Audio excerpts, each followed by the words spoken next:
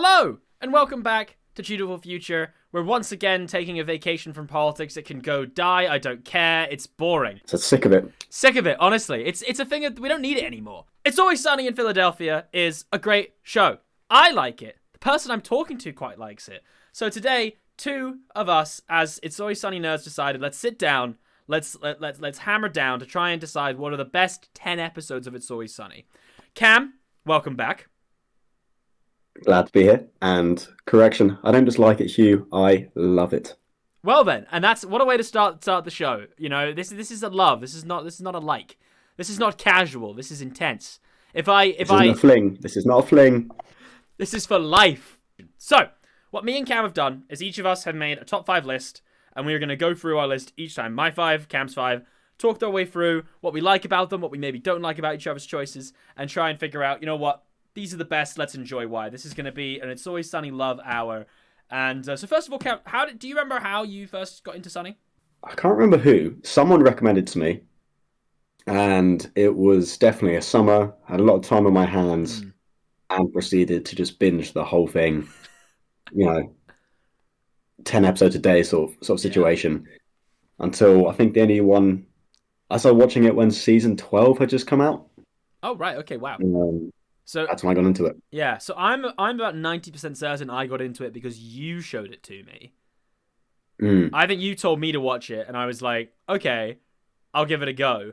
I intentionally skipped season 1 because I think we talked about it, and you described season 1, and you're actually a bit of a season 1 appreciator. I believe you told me once. I do like. I have a soft spot for certain episodes. Big soft spot. I'm a massive hater of season 1 to this day. Even now that I love Sunny, massive hater of season 1. So I started from season 2 especially because I heard Danny DeVito. That's when he started, and I like Danny DeVito. Fell in love with him immediately. Watched pretty much did the same thing. Like binged my way through, and then kind of like fell off it for a while, and then every now and again would come back into it. But then it was when the podcast started, the Always Sunny podcast, which I'm a big fan of. When that started again, I've started to like really, really appreciate it and like go back and enjoy certain episodes, like little details, like lots of like small little performance things. Episodes I didn't like as much started to like really appreciate more. And yeah, so great goddamn show. It is funny you should say that, Hugh. One, because I had it in my head that out of the possibilities of people who showed it to me, for some reason I had you in my head as one person who showed it to me. Evidently not true. And secondly, it could be true. We could have flipped this. Yeah, the Sunny podcast, I have opposite feelings. I like the podcast. I feel like it hinders my enjoyment of the show because I like to separate, the actors from, their characters, and I don't like having my perception of the characters influenced too much by what the actor's saying off screen. No, I think that's insane. You can't just separate them. It's not hard. No, don't get me wrong. I like the podcast. Yeah. I just feel like I preferred watching the show without all this, behind the scenes detail because. So I quite like a bit of behind the scenes, but like to me, it's mostly like what I like about the podcast the most is when they appreciate each other's performances. So they'll watch like a scene and they'll go in like real detail where it's like, oh yeah, like a personal favorite. This isn't on my list this episode, but it probably could have been. It's the waitress is getting married. Where they try and make Charlie a dating profile. Yeah, great episode. Yeah. But it's like they're really good at appreciating all the subtle little things. Like that scene where they're making him a dating profile and Charlie's like, milk steak. Oh, milk steak. What? Milk steak. It's like all the little like milk, like the little things like that, like the face or like appreciating like Danny DeVito's like just like the way he moves, like all that stuff. Really, really. I'm getting out of the shot. All that really, really kills me, and I quite like it. I feel like it makes me appreciate a lot of the funnier moments because you can go back and be like, really focus on one person or like little things in the background or like subtleties of a performance that elevate it to me that I may not have appreciated. But see, that's what's funny about It's Always Sunny now, a comedy show. And now we're going to Oscar level details of all the subtleties of performance and whatnot. Like, who would have thought 10 years ago you wouldn't think this is where It's Always Sunny would be, where we're analysing like their micro expressions to the point where we're saying, oh wow, like the depth of character is so good. That's where we should be. Well, the thing is, because like Sunny is a show, like almost all episodes aren't really it's not a comedy. It's not a comedy that brings out a lot beyond the acting. Like the writing and the acting is pretty much everything, and almost the acting is pretty much everything in the show, right? Like so much. Yeah, because you couldn't pull off these jokes in many other ways. I don't think. Like if you had a totally performance, it wouldn't land. Totally. It wouldn't. And one of the things that they talk about on the podcast, because like it's not like an improv show, but because they're the showrunners, they made it, they invented it, they're in control. And part of the reason why the bloopers for It's Always Sunny are so funny is because, like, every take they're doing something different. Like it's always them finding little avenues or like improvising a little line or doing different like inflections or tones or taking lines in different ways. And like it's got a sense of expression whilst also having really tight writing that I think is something that I personally really appreciate about the show, like as a whole. But anyway, enough foreplay. Let's penetrate this show that we love so much. I'll start with my number 5. My fifth favorite episode of It's Always Sunny. This was probably the hottest contended position on my list because there was so many episodes that I could have put in number 5. But I've decided to go with The Great Recession, season 5, episode 3. The description for it is: while Mac and Dennis try to keep Paddy's afloat, Frank and Dee start a family business. So, Cam, do you have any thoughts on season 5, episode 3? I didn't expect it, but I can appreciate why. A lot of good moments. I always like the more odd character combinations, and I think Frank and Dee isn't one you really see explored very much. Definitely. I totally agree. Their whole like offshoot in this episode is amazing. Like, I mean, the episode, it's one of those ones, like, it is one that people don't talk about very often. I think a lot of season 5 deserves a lot more appreciation. The episode starts so incredibly, which, like, I think is one of the main reasons why it made to number 5, is the opening scene where they walk into Paddy's and Frank is just hanging himself. He's just swinging there. Don't try to stop me. Like, just the don't try to stop me. It's great. Great cold open. Yeah, the line "Don't try to stop me" is tie a chair to me.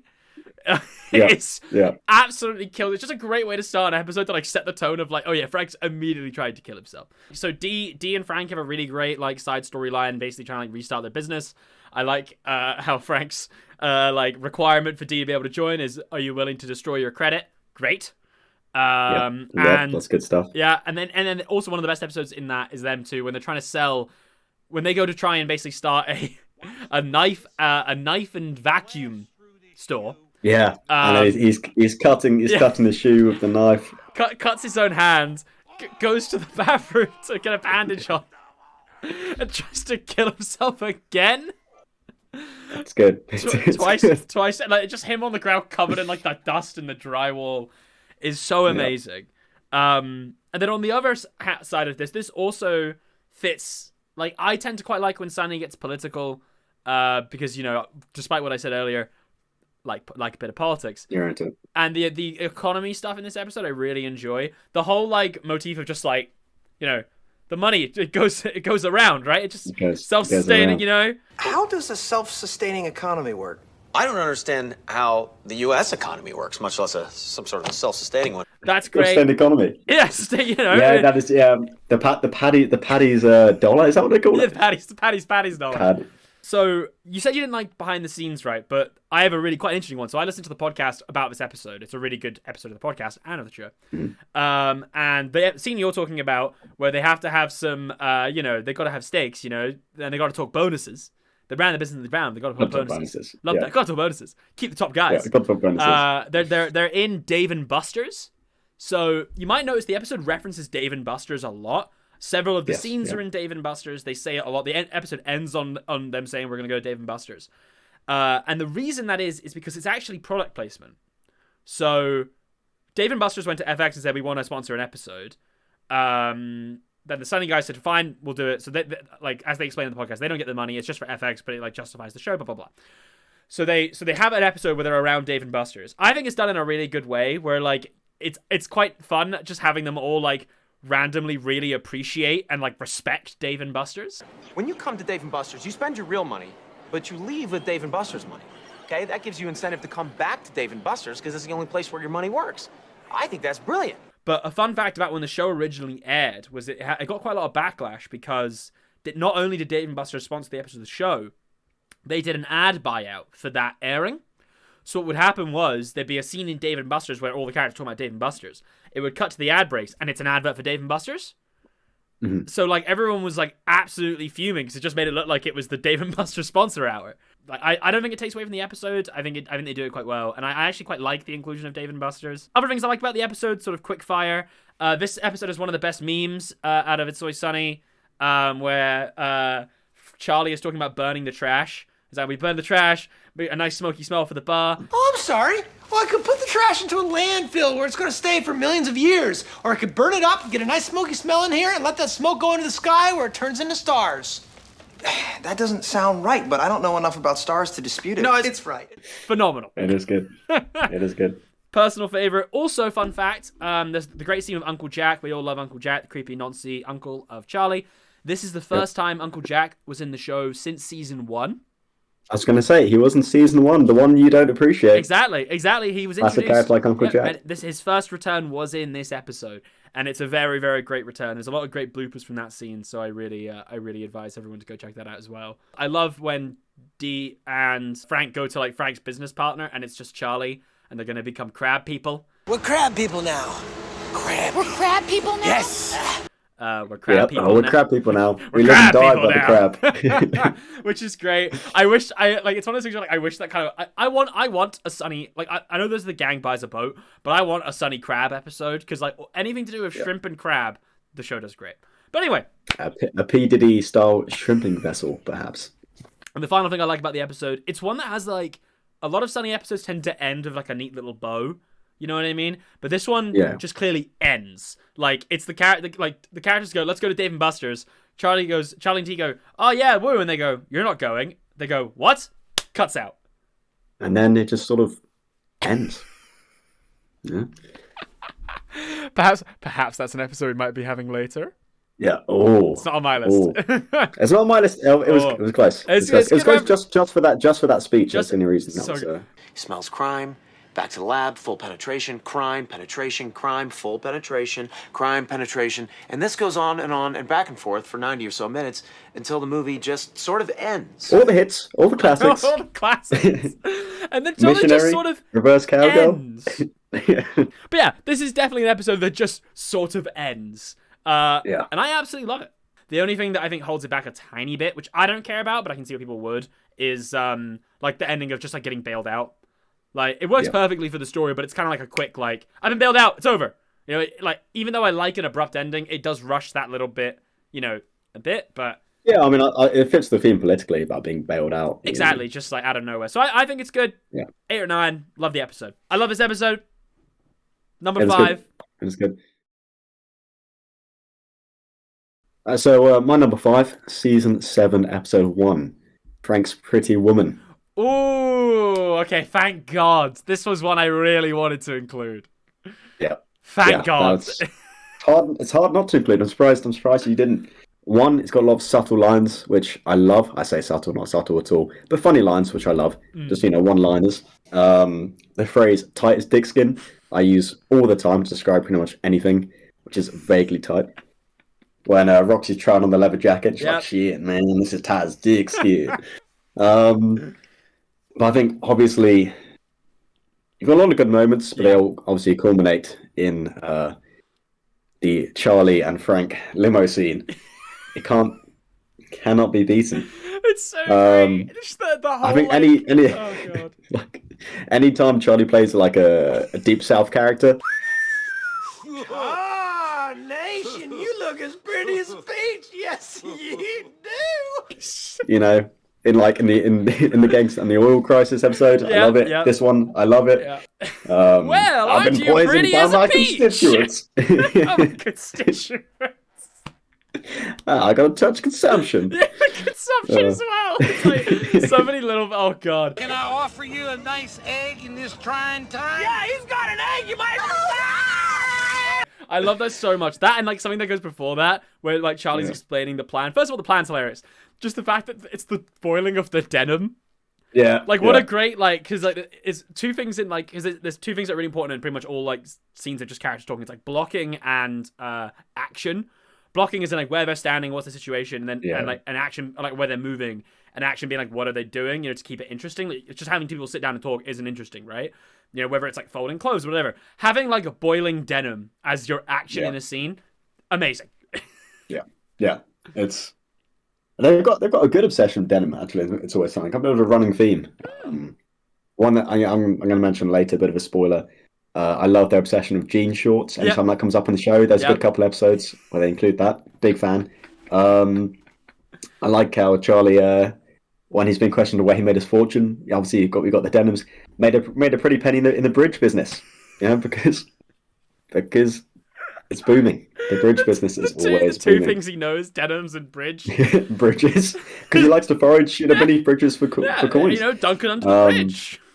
I very much like the dynamic as well between Dennis and Mac. Yeah, a pretty consistent dynamic where, like, usually it's Mac following Dennis. Dennis leading the way, arguably kind of manipulating him. In this, their dynamic's slightly reversed, where Mac gets Dennis to embrace his lifestyle. Yeah. And tells Dennis just do what he wants. What do I really want? Do I really want? What do you want more than anything else in the entire world? Okay, what do I want more than anything else in this entire world? Yes. Crack. Oh. I want the answer. It's crack. With Dennis, it's always crack. That's one of my favorite deliveries in the show, where like if it's what do you want? Do you want chimichurri? You want pizza? He goes just like dead at edge, like I want crack. I want crack. Just some crack. It's like it's fucking great. And like I crack like and some Tommy Bahamas shirts. Yeah. That's also set up really well, I think, earlier in the episode where Roxy starts smoking crack and Dennis like, this is not a safe place for me anymore. I'm getting out of here. I'm gonna get up. Yeah, great. And obviously Dennis revealing that he's doing his hummingbirds 24/7. His body is under constant tension. That whole scene's really great. Like it's got another one of the things I love in Sunny, which is like our characters are talking. Yeah, I was going to mention this just now. Yeah. Take a running start. Excuse me. Did you want me to read these test results or not? Yeah. There's someone listening. Push me over, and they're just like, do you want it? Like the camera move, great. But hey, type 2 diabetes. Type 2 adult onset diabetes? Type 2 diabetes. Type 2 early onset diabetes? But I'm more healthier than he is, even with the diabetes. Also, Tiger Woods. Tiger Woods. Yep, that recurring character in that one. What's the guy from the Cosby Show? Yeah. Yeah, what is his name? Oh, Donovan McNabb. Donovan McNabb. Yeah. Oh yeah, and then they're like, that's the guy from the Cosby Show, isn't it? Yeah. I remember. Tight race, that was my number 5. Okay. I think that's a good number 5. It's a good number 5. I personally aren't obsessed with the ending. I don't know why. It just isn't one that I find particularly hilarious. I think the whole episode's amazing, and I just don't mind. She was a good whore. The funeral's pretty good too. The funeral's great. Okay. All right. Good choice. Number 4 on my list. This is another one that won't make it onto most lists. Because it's a bit of a meta one. The gang tries desperately to win an award. Yeah, that's a good one. Yeah, one that I think gets overlooked, like I said, because it's quite an internal episode. It was one that I didn't even think about including. And then I was just like scrolling through, and I had most of my list, and I saw it and I was like, I don't think it's the best, but it's goddamn, it's one of my favorites. I think that's the one episode. I mean, there's quite a few. But one of the episodes where if ever I'm watching with someone, I have to inform them that this is all a big commentary and how they haven't won an award yet. Exactly.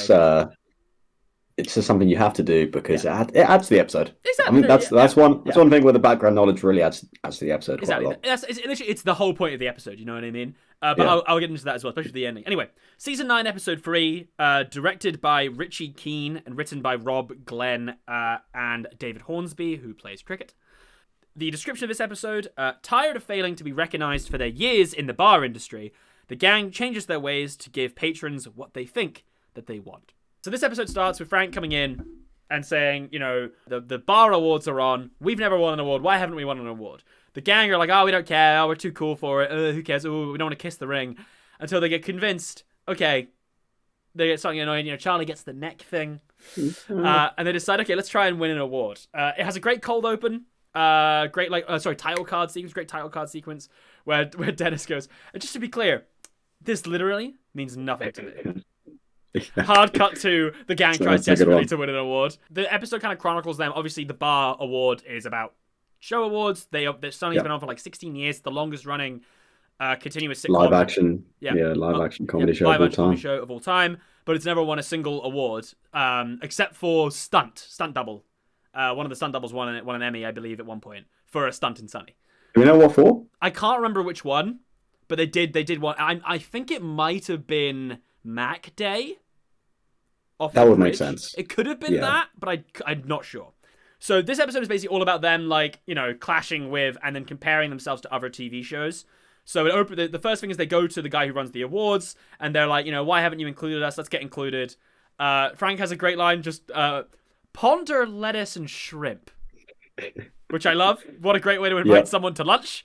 And I appreciate, like, one thing that's good about it, because it's not just them complaining about not getting an award, it's also them kind of like, they're quite self-aware about it. So like when they say like, how can we never receive like the slip to, like, you know, apply to be on the awards, and the guy's like, well, you have received the letter, but every time you send it back it's covered in fecal matter and racial slurs. And, like, I really appreciate like how they dial up the edginess of the gang for this episode in comparison to like the sort of bland normal people, and that comes to its heights when they go to Suds, which is basically like their version of like a cheesy normal sitcom, you know, their version of like like Friends, or like more kind modern, of stripped down. The Office, like, I don't know, like something like that.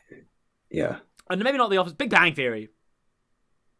I cannot stand the show. Yeah, I hate Big Bang Theory as well. Big Bang Theory, kind of like The Office, like it's like that, right? And like it's really like the visuals are great. Like, you know, they point out how bright it is. Everything's like the lighting. Everything's so brightly lit. Which I actually think the lighting for the most recent seasons has kind of tipped towards that route. Anyway, have you seen the lighting? Bit. I think it depends on the episode. Some have done that. The Ireland season they did that, but I think that's because they're out of Philly. And I think they're still good at lighting. Like in the Castle episode, like the lighting when Dennis is like, I think the lighting in that scene's really good. But I do agree, it's less grimy, which is something that I quite like about those sort of like mid seasons. And it works in this episode because there's that hard contrast. And then we have our bartenders in Suds, who it's like generic handsome protagonist, Pam like woman who doesn't tell jokes and is just there to be like love interest. Well, they won't they? And then the black best friend, who, as Mac points out, it's odd to not be constantly talking about it. For our first timers, I like to recommend our blended signature cocktail, the Blue Hole, served with 3 straws in a fishbowl. It's pretty darn good. Some people say it's better than an orgasm. Not that he's ever had one. Okay, Maxwell. Remind me to find a new best friend. The way the characters start to appreciate the show in a way, where like, because they have their like drinks, and the idea is, you know, it's quantity over quality. They're these huge bowls, just like when I see they all drink one, and then like they have the bell where everyone drinks at the same time, and then Dennis is like, screw their stupid bell, you know? I wish I had drank when everybody else drank, though, because it seemed like fun. Now I feel left out. Yeah, everyone's. I wish I had drank. It's fun laughing at the same time as everyone. It's just fun. It's catchy. Yeah, it's like he's like, I wanted to drink there. It looked like fun, and then they end up kind of appreciating it. Fun fact as well. Oscar from The Office is in this episode, which I imagine was a bit of a good cheeky wink of like, oh, let's get some sitcom people in here. The episode culminates in them, right? They host an industry party, try and win the award. They try and tidy themselves up, so they try and do a will they won't they with Mac and D. Not like Max ever had an orgasm. Holy shit, you're late. She was late. Go back in your life. Where they wash D out with lights, so she'll look attractive. And they try and do the same jokes. It's really great. I like to recommend to our first timers our signature cocktail, Caribbean Paradise. Some people say it's better than busting a nut. Excuse me? It's like, it's one, very, very funny. Two, a really good like demonstration of like why that humor doesn't work for what they're trying to do. You know what I mean? Like why this group can't be generic comedy. We also get 2 fantastic songs. At one point I knew the song off by heart. Yeah. So catchy. I watched it today. I'm pretty sure I can remember the whole thing because I watched it today. All right. Do you want to give us a rendition? Let me try. They say the world's your oyster, but oysters ain't for me. Ain't for free. You're the belle of all, but you ain't my cup of tea.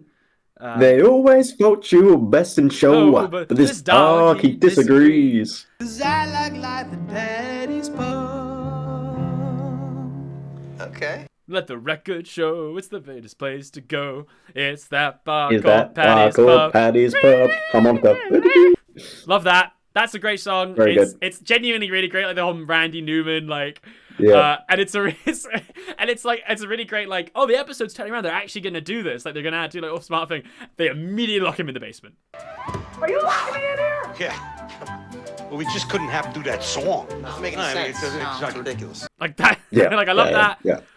Charlie does a shitload of drugs in the basement and comes out at the end of the episode and does his sort of like sunny version of the song. There is a spider, it's deep in my soul. He's lived here for years. He just won't let go. Yeah. Which I also think I remember the lyrics to. Mostly because they did a couple live shows. I'm sure you heard about them. And on the podcast, they play some clips from it. And they play Charlie singing that live. And I unironically believe that it's an amazing song. There is a spider. Interesting. There is a spider. I mean, it is. Spider. Deep in my soul. It's my soul. It's lived there for years. It just won't let go. It's hanging around. It's got a mean bite. Now he's ready to fight. Great song. Oh, what's right? Stand up for what he loves. I don't. And then there's actually like this, and then there's the main thing which really like sums up the point of the episode, right? And I think it's the conclusion of them sort of like going through this like ponderance of why haven't we got an award? Let's try and win one. And it ends with them just going, I don't need your trophies or your gold. I just want to tell you all, go fuck yourself. Oh, shit.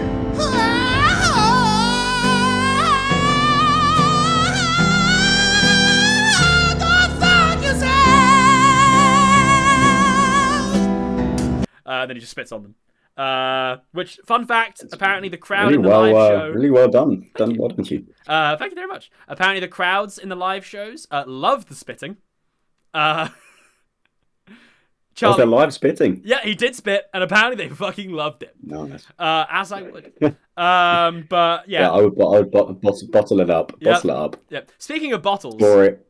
Speaking of bottles, we also have the great scene of Frank getting sodomized by a wine bottle by Artemis trying to do like I'm not sure what show they're parodying there, but I kind of get the generic but what like I don't know what TV show is that kind of thing. Maybe like I don't know, but that's sort of like more like romantic and realistic kind of gritty sexy kind of show. But that's great. I mean, there's a lot now. There's a lot nowadays. Yeah, that's the thing. I feel like because the thing I thought was like Bridgerton. It's too early for Bridgerton. Exactly, but like, they reference like period costumes, like Downton Abbey. Is there sex in Downton Abbey? The Tudors. I haven't seen that. That was kind of one of the original kind of sexy like historical dramas. Yeah, I mean it was a good prediction by them, no matter what. But yeah, I love this episode. I really appreciate its lots of in jokes. It has a lot of great like jokes in and of itself. Whilst I think it goes a little bit too far in terms of like I think it like. A lot of like everyone always says like self-referential episodes are really good when you can enjoy them just as they are, and also for the self-referential.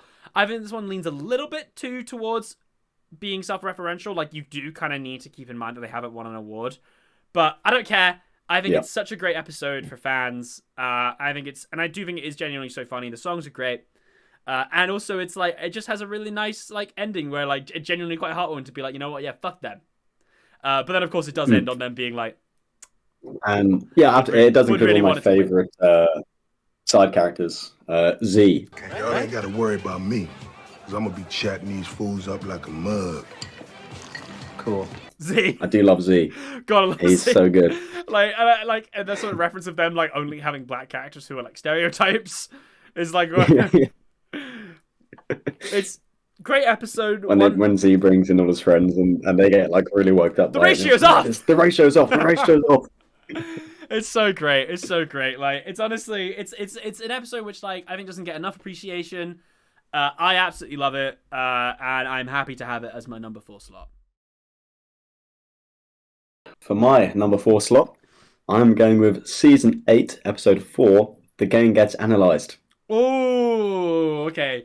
One that I think would have made my list normally because I love bottle episodes. So for me, I just very much enjoy them taking each member of the gang, and kind of exposing, well, not exposing, we already know them, but really just showing us their neuroses, just the fundamental, like, insecurities driving each character. I think it is absolutely brilliant. I think, as well, one of my favorite kind of quotes that really sums up It's Always Sunny is when they're talking about, talking to the therapist about, who's going to win the argument. The therapist says, well, in arguments, there should be no winner. And they go, yeah, you're right. It's probably more about determining the loser than the winner. Because that's what It's Always Sunny is. It's not about putting someone on a pedestal and putting them above everyone else. Yeah. It's about dragging people down. It's about making someone lose rather than win. I think each character just comes up with some like amazing quotes individually. I mean, Dennis shines in this episode, and Dennis is probably my favorite character in the show, really, okay. On average. And then they say the food was mush, and he goes, the food was divine. It was pheasant. And it's very Dennis to want to serve pheasant for his guests. Oh god! His whole interview is amazing. It's like the thrill of being near the executioner's switch, knowing that at any moment you could throw it, but knowing you never will. But you could. Never isn't the right word, because I could, and I might. I probably will. He really takes over. He thinks because he's done like one module in psychiatry, that's from in psychology. He's able to take over, and he says, "Well, I got this from an Ivy League college, no less, not this LaSalle." I also about his thing. I really love one of the things like the thing where it's like where he's showing like the files he has on all of them. It's like, Dennis, this is in crayon. Why are some of these pages written in crayon? My file on D was started in the 2nd grade. Interesting. Interesting. It's so good. Max raging insecurities, where he reveals that he wants to be that monster that's scaring the kids on the street.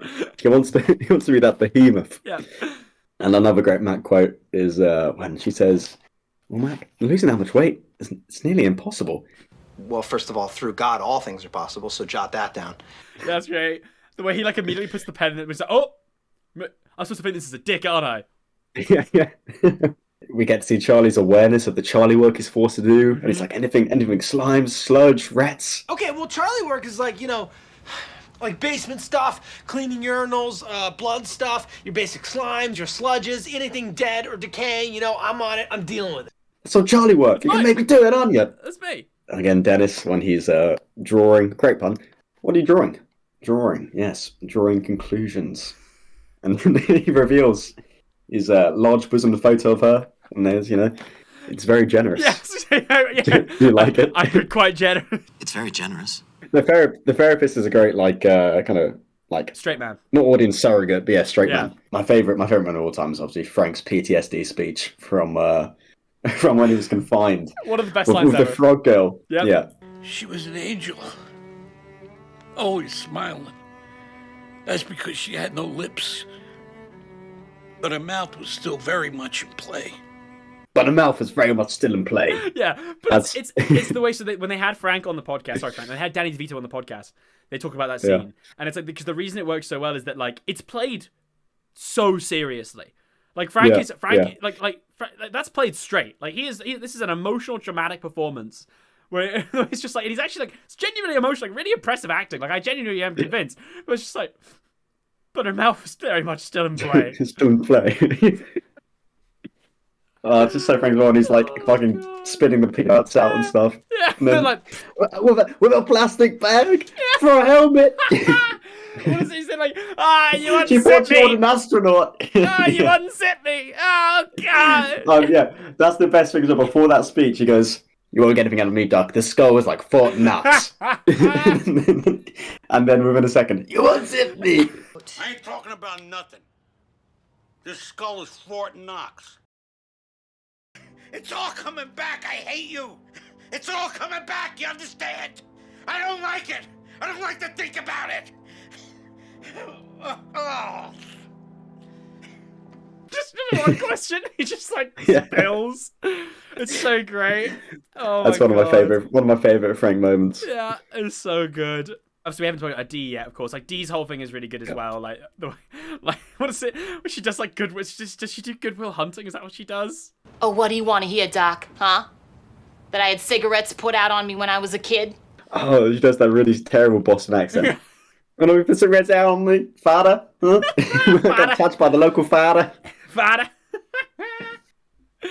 Yeah. And then at the end, when a classic always D gets the shot of the stick, and they'll just say it's her. Gee, do the dishes.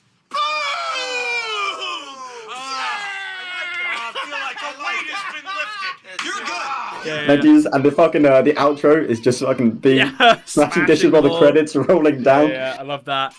Like, so one thing, I love the scene.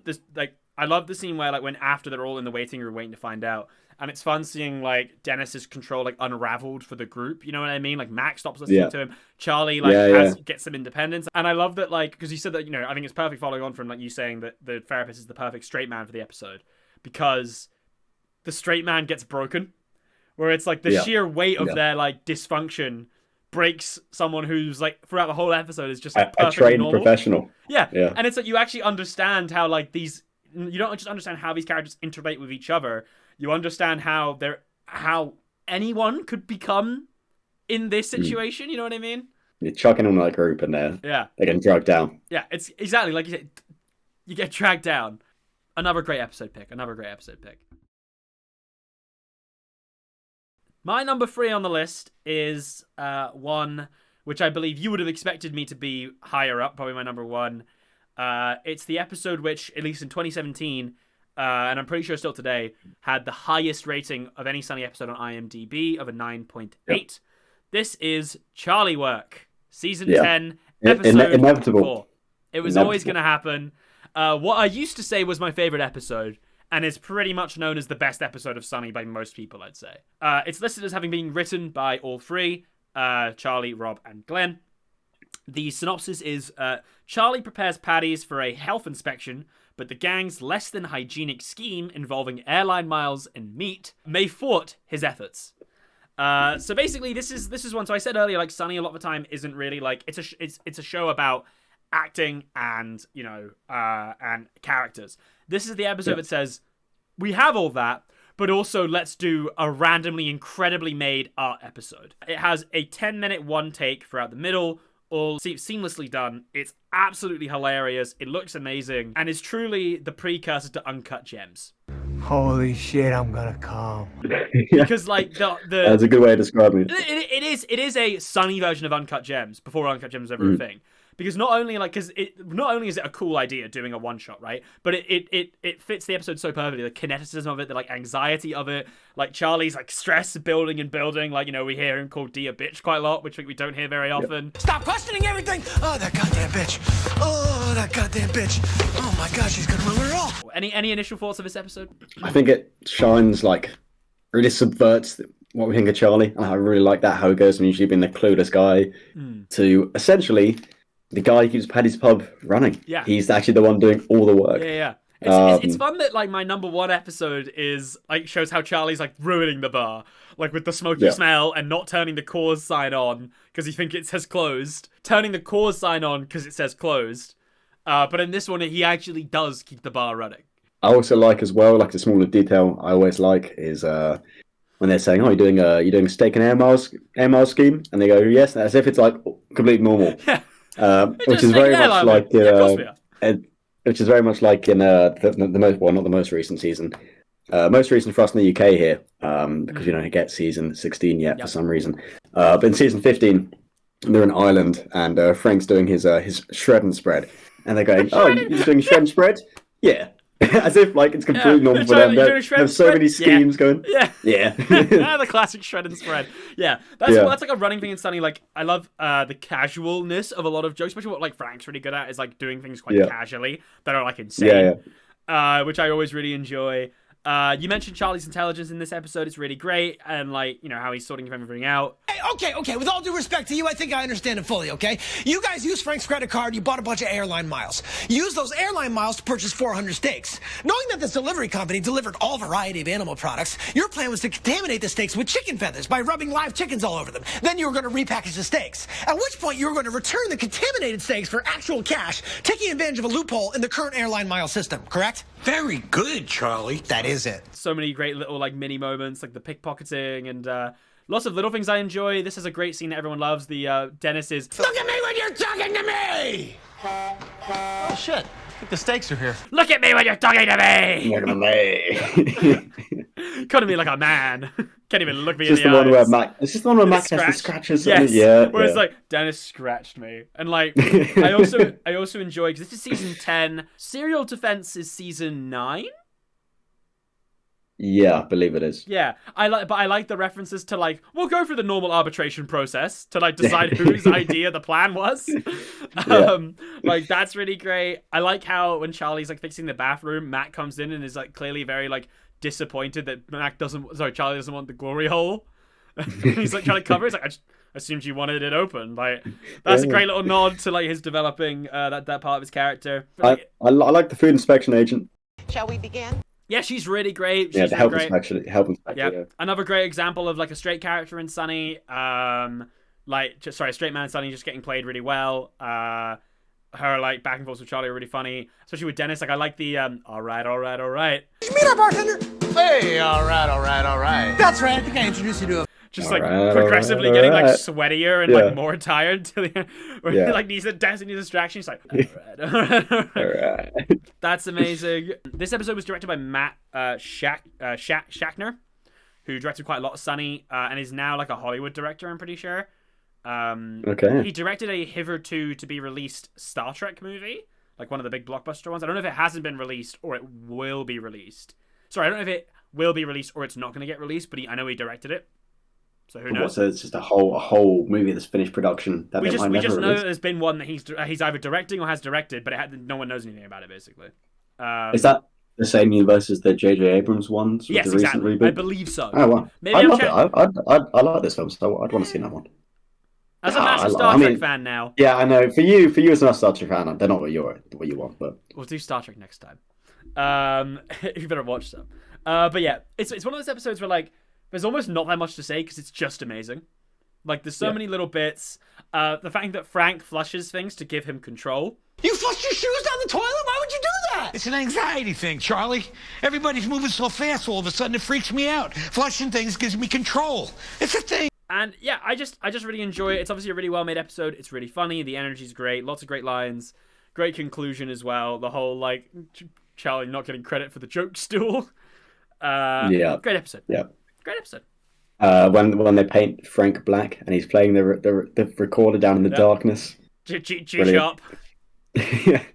Yeah. Well, the funny thing is, I was definitely either in my honorable mention or maybe in my top 5. I was going to do the Gang Makes Lethal Weapon 5. Yeah, one of the lethal weapons. The one which is a whole episode of Lethal Weapon. The whole episode of Lethal Weapon. That probably could have made mine, but I just haven't watched it. So that's the thing. I couldn't include it because I haven't seen it in ages. Exactly. Yeah. But it's just like that. I think that episode was one of the funniest. Like, yeah, it's got. I totally agree. The character moments of that are so good when they're like, when they literally make them all, so you can see them as supposedly in their character looking at each other and going, "What are you doing?" Yeah, I love that. Every in the episode's so amazing, but honorable mention. But yeah, Charlie Work is an episode that I think anyone can enjoy. Oh, I threw my pen. Charlie Work is an episode that I think anyone can enjoy, like as like a new person to Sunny. Obviously, it's better if you know more about it, but like it's just genuinely a really great episode. Here's a bit of a side question for you, Hugh. If you had one episode to introduce someone to It's Always Sunny. Oh shit! Sorry, I'm just trying to get my pen. Give me 1 second to re-ask the question. Please go for it again. It's back. I was going to. If you had one episode to introduce someone to It's Always Sunny, not necessarily the one you think is the best, like for you personally, but like for new people to get them hooked, what would you say? It's a tough one. I like as an episode, I think it's kind of hard. I think season 3 generally is a good place to start because like season 2 has Frank. It's starting to get its right dynamic. Some episodes are really good, but doesn't really fit it in yet. I personally think you just start from season 3, you'll be all right. But also a lot of people say Nightman Cometh. I always do that one, but I do think like It's a bit. It's not a very normal It's episode. almost too much. It's almost too much. Yeah, but it does introduce the character dynamics pretty well. Except for the only thing you won't appreciate is that Charlie isn't normally the one who's sort of driving the group. Yeah. But I think that's a good choice. But anyway, Charlie Work. My Charlie Work. number 3.